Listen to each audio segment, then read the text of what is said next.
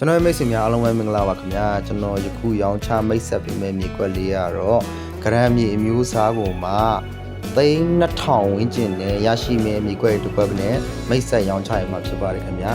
ဒီမြေကွက်လေးရဲ့တရှိရနေရာကတော့ကျွန်တော်တို့ကလောမျိုးအင်းပြင်ကြီးကပိန်းဘီလာအတွင်းမှာတရှိရဲ့မြေကွက်တစ်ကွက်နဲ့မိတ်ဆက်ရောင်းချရမှာဖြစ်ပါတယ်ခင်ဗျာ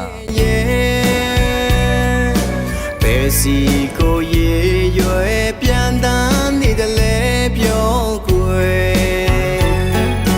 မင်းသွားတဲ့နောက်ဒီဝေတောင်းတမ်းမှတို့ပြလေမင်းရဲ့အကြောင်းမကြားမြေကွက်လေးကတော့လမ်းကျဲမယ်လမ်းကောင်းမယ်ကျွန်တော်တို့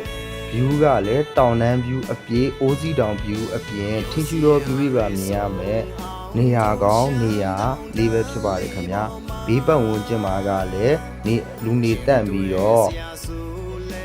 ကျွန်တော်တို့ home stay တွေများစွာရှိတဲ့နေရာတစ်နေရာလည်းဖြစ်ပါတယ်ခင်ဗျာ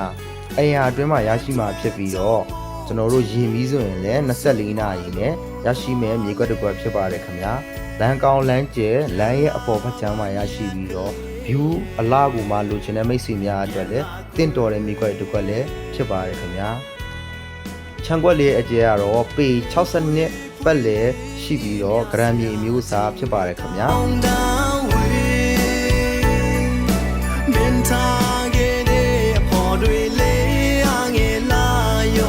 ဒီမြေကွက်လေးကိုရောင်းချရမယ့်ဈေးနှုန်းဆိုလို့ဖြင့်32,200ကိုမှညီနေဈေးနဲ့ရောင်းချပေးတော့မှာဖြစ်ပါတယ်ခင်ဗျာ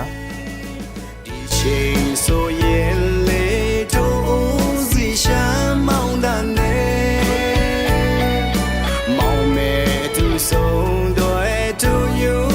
ရှာကနေကွယ်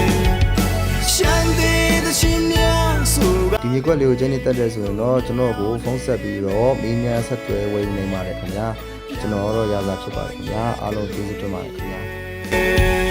ပြန်လာကွ